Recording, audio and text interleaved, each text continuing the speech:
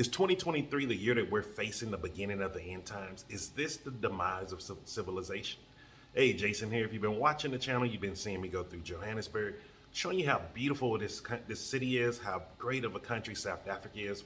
I've been here for the past year, and most importantly, I've been talking to you about success, what it is, and how what it is, and how to get it in the three areas of life that I focus on, which are happiness, health, and wealth. And so today I wanted to talk to you about, are we up on the end times? And if you're new to the channel, the definition of success is the progressive realization of a worthy idea. And that was defined by Earl Nightingale back around 1956. And so let's go ahead and dig into the content of this. So short answer to that question, are we up on the end times? Yes. However, let's go deeper into that, because you may be thinking like, oh, Jason, is it Revelations? Is it going to be a great flood? No, I'm not speaking of those things. What I'm speaking of is, it is the end of a civilization. Most of us are the end of an empire. Let me put it that way. I think that may be a better word to use for most people. So because most of us are not aware of accurate history.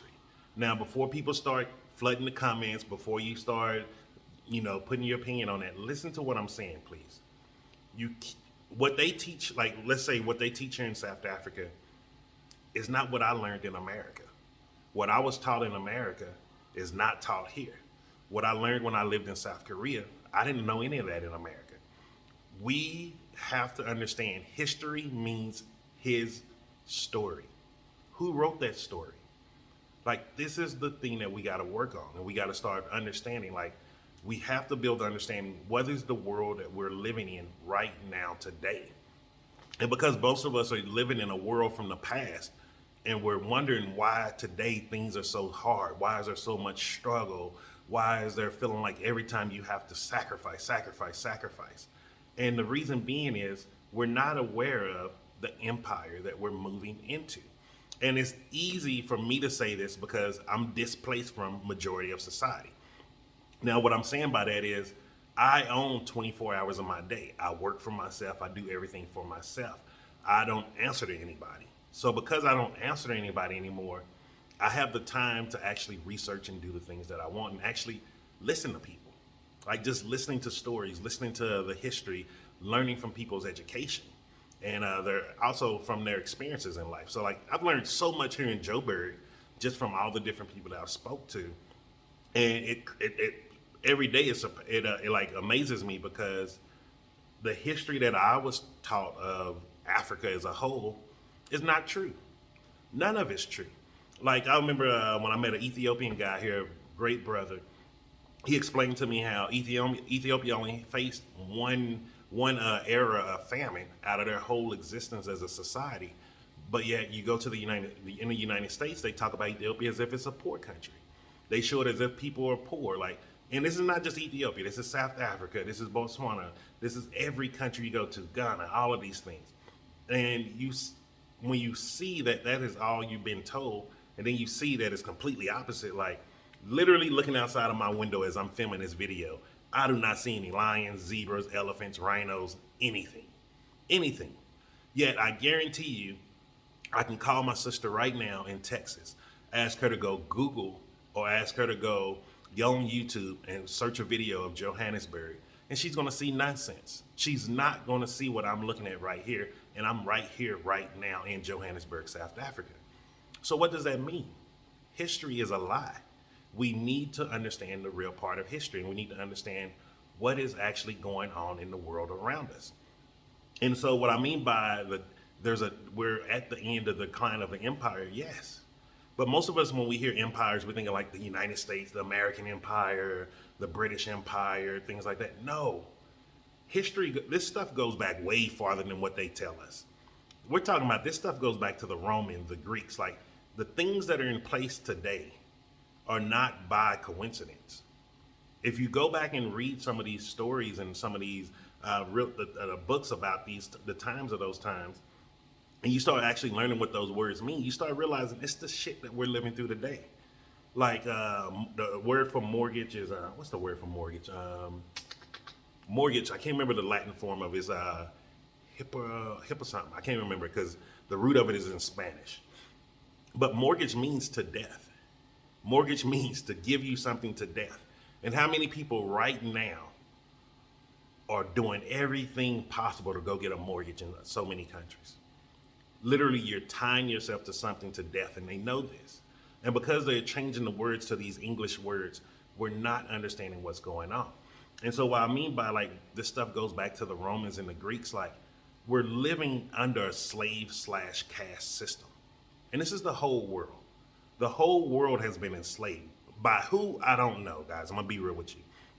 We've been taught that it was from white people, but really ask yourself this: what are white people? Most of the people that I meet and come around, they either have some kind of Celtic, Nordic background, Scottish, Irish background, some forms of European background. But what are white people? And like, just while you're thinking about that, and before you comment on the thing, listen to this story. My late wife, Cece, one of her aunts, so her whole family is from Trinidad and Tobago, the West Islands. So they're West Caribbean, I'm sorry. They're West Indian. They're considered West Indian. Her aunt, who is darker than me, when she immigrated to the United States, they classified her as Caucasian. Think about that. Her aunt, who comes from Trinidad and Tobago, and these are, if we're using very basic definitions, guys, of how we identify each other, she is a black woman, is darker than me, but when she immigrated to the United States, they reclassified her as Caucasian. We have to start understanding what's really going on here. Like white and black, the issues we've been taught to look at is not the issues we should be focused on. We need to be focused on what is the world we living in now. Now, but the reason why I say the empire is coming to an end, there's certain things, certain factors or keys that always exist when empires or civilizations are starting to go through their decline. It's a natural ebb and flow. Like if you think the United States of America is going to be on top of the world for the next 3, 4, 5 generations, I'm telling you, it's not going to happen. They're on a rapid decline. It happens all the time. If you read books from Ray Dalio, he talks about this and shows you from an economic level. And he goes back to the Roman Empire, actually. And he shows you how this is an ebb and flow where there's always change in power as far as the global levels. And every time there's a change in power, there's certain things that happen in each time frame. Some things are dealing with the housing crisis, either the stock market crisis, some kind of financial collapse. Another thing is, which is a funny one, and I read this like back in 2012, whenever a civilization start idolizing or popularizing chefs, that's when that civilization is starting to reach its peak and is now going to go into a rapid decline. Look at the United States now. The United States has popularized some of the best chefs in the world, and they're in one of the worst economic situations known to this modern world. I know from the outside looking in, it looks like, oh, it's such a great country. It's a shithole there right now. They have no leadership, no politics. Nobody knows what the hell they're doing. Honestly, they would do a better job of just electing some 18-year-old right out of high school and let them figure it out. But I digress. And so what are we going into? Like, it's not like the Revelations. It's not like the world's going to come to an end. I don't believe there's going to be a great flood anytime soon within our modern lifespan, within the next 300-400 years. That's just my personal opinion. But however, things are changing. And if you don't course correct yourself to the new changing world, you're going to automatically put yourself on the outcast. People are not going to be around with you. People are not going to fool with you. And you're not going to be living the best life possible. And you're going to be pretty freaking miserable, yo. I'm going to be honest with you. So the world is changing to now an information age. We're in a digital age now. We've always heard about the Bronze era, the Gold era, the Industrial era, all of these things, but we're in a new era now. We're in a new age of civilization. We're in the information age. Now because of the internet, just because like how you're watching me right now on your phone or on your tablet or on your computer while you're even working in school or just chilling, you are consuming information. Information is the most valuable thing in the world right now because there's not a way to get enough. It's never a way to get enough. You can consume information for 3-4 hours and you can still be like, man, I want to know some more. Give me some more. Teach me some more. And so that's the era that we're going into. And because we're in the beginning stages of the information age, a lot of people can't see it. The only people who can see what's out here right now are the people who are actively doing it. And you may be like, Jason, that don't make sense. I've been trying. Trying and doing is not the same thing. Like, really think about this. Have you, like, let's say if you've been trying to be a social media influencer, how many videos do you have? How often do you actually post videos? What is your niche audience? What is the content that you talk about? If you can't answer those questions, you're not doing it. That is the difference between trying and doing it. So let me show you the difference between, here's what doing it is. I have now 1.5 thousand videos and counting on YouTube. I have well over 500 videos on TikTok. I have a list of 200 shorts that I'm actually still compiling more. Probably by the time I finish, I will have well over 5,000 shorts total that'll be automatically in a list, and they're actually got them in a spreadsheet to where I know exactly where I'm sending them, where I'm posting them out, and what days I'm posting them. I know who my niche audience is. I target men between 25 and 45 who are not only looking to be healthier, but looking to learn how to make more money and looking to be happier in life. Like, those are the things that I target. That is my niche.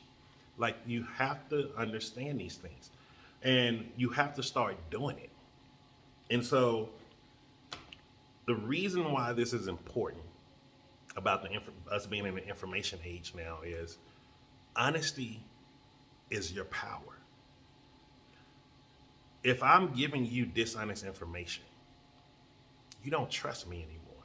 You're not going to watch Jason anymore. You're not going to like Jason. You're not going to want to know Jason. You're not going to trust Jason. Know, trust. Those are the three things that you can only get from being an honest person. Like, think about this. Like, I've been very open and honest about dealing with the passing of Cece. What if you found out, like, oh, Jason was never married, or Cece's still alive, they just separated? How would you, like, you would feel betrayed. I would feel betrayed. I remember when there was a vegan person who was doing influence market, doing social media influence on IG back when veganism, before vegan became a big thing. And, you know, turned out she was eating fish and stuff, just lying about her lifestyle. And you know what? I didn't like her anymore. I didn't want to know her anymore. And I didn't trust her anymore. So you know what I did? I blocked her. Never heard from her. I don't even remember her name anymore. It was, I can't even tell you, vegan something. But after I found that out and saw the pictures, I was like, nah, I'm good. That's the information age. You're only as valuable as your integrity. And this is very powerful because this needs to start switching into every avenue of life that we're living in. Being honest, having integrity is the way you can provide service to people. I'm gonna give you a prime example. Like yesterday, I took a meter taxi here in Joburg. Now, I know before people be like, oh, you shouldn't have took a meter taxi, Jason, they're gonna rip you off, blah, blah, blah. Guys, just stop it. Stop it. There's some honest people out here. We need to stop generalizing people, and we need to stop demonizing people when we're not understanding business. If you're not doing the business of a meter taxi driver, you don't understand what that is. You don't understand why the prices are high. And it's for a reason. I'll explain the reason why, but let me just explain the story first. So I was coming back, me and my buddy, we was coming back. So, he told me the price. It was a very fair price. He wasn't trying to rip me off. I know generally the prices of where I'm going, also with meter taxis. And so, like, I just let him keep my change. Like, I let him keep the change instead of taking it back. And the reason being was he was honest. Like, I want him to see as him being an honest man, like, yo, here's a reward for you. Honesty and integrity is a reward. We need to start rewarding those things instead of taking advantage of those things. So many times we've been taught, oh, you need to have a backdoor plan. You need to, make sure you put this away. We need to be honest and people with integrity. This is why relationships don't work anymore. Like, look at the average person now in a relationship. They're fucking fighting each other, yo. And I'm not even talking about physical fighting. They're literally destroying and self-sabotaging the relationship by, oh, I'm gonna hide money. Oh, I'm mad at this person, so I'm gonna go get drunk. Oh, I'm gonna go blow this money off on clothes or something. That is stupid. It is stupid. And I'm saying that, and I'm being very vulgar with using that word, because we have to start understanding the old ways of doing things is stupid. It makes no sense for me to try to hurt you. It makes no sense for me to try to harm you. It makes no sense for me to try to rip you off in this world. None whatsoever. Like, think about this. When was the last time someone did something bad to you? How did you feel? Did you want to see that person again? Even if it was a family member, did you want to see them again? Did you want to break bread with that person again? Did you ever want to help them again? Of course not. So why are we taking it into business in the year 2023? We have to update and upgrade who we are. We have to understand that whole slave caste system is dead. All of us, the ancestors, the generations been praying, they're going to make a way for us, they're going to make a way for us, and the way came. Just because it didn't come how we wanted to look doesn't mean it didn't come. The way it's coming through social media, the way it's coming through the internet. Really look at this now, like me walking around South Africa, probably for the first time, and not just me, all other influencers, people out here that's visiting, because there's a lot of other Americans that's out here on the continent traveling. But think about this, for the first time in probably the last 100 to 200 years, people are seeing an updated, accurate image of countries in Africa. Like, people get mad at me sometimes when I keep saying, like, man, I'm so tired of being lied to about Africans just living in bushes and living with lions. But guess what? That is the only image that people outside of the world are getting, outside of the world of the continent of Africa. But now we live in a world where, because of social media and internet, if they're watching my channel, other people's channel, they're seeing the truth. Even the universe is showing us the truth must prevail. It is all about honesty and integrity now. That is the world that we live in. And so, like, you have to start switching to becoming an honest and a person of integrity. Now, I'm not saying you, just because you're watching this, that you're not a person of integrity, but I am saying this. Are there areas that you can improve? That's the difference. Because, like, let me just share this with you, because someone asked me on one of my TikTok videos, I think it was one of the videos I posted talking about CC. And it kind of relates with this. They asked me, like, oh, are you healed? Do you hear that word healed? There's a period at the end of that. That ED, as if I've overcome. We don't overcome anything. We only progressively get better. Like, we progressively move to a new state of being or a new state of mind. Am I healed? Like, I'm not sitting here crying all day. I'm not rocking myself to sleep or having problems sleeping, thinking about CC. No. But what is healed? Like, really think about this, guys. Like, what is healed? This is the problem that we have in the modern world. We've been taught this is a finite goal. Goals are not finite. Goals are infinite. We must think on the we must start to think on the infinite scale. We have to stop thinking on the scale of scarcity and go to the scale of abundance. And that's what the new world is. It's an abundant world. Literally everybody in the world now everybody in the first world country and second world country who has modern cell phones and internet, let me just say that, they have the ability to talk and reach people that our parents didn't have the ability to. Kids now are growing up with the ability to meet and know what another person from another culture is and can pick up that language without ever going to that country. That is how abundant this world is. And when the world became abundant like this, so did financial resources. The only catch is you have to learn to see where it's at. You have to go do it. I'm gonna be honest with you. So many people are scrolling social media, but you're not posting on social media. Like, start posting. Start making a brand for yourself. Start setting yourself up for this new age of life that we're moving into, this information age. What is it that you can share? Are you a nail tech? Like, I tell every nail tech I meet, yo, why are you not doing videos talking through how you do nails, or just show people what you do? Every Uber driver, why are you not doing videos sharing information, just what the streets of the area you live in look like? If you're a professor, why are you not sharing information of what you do as a professor?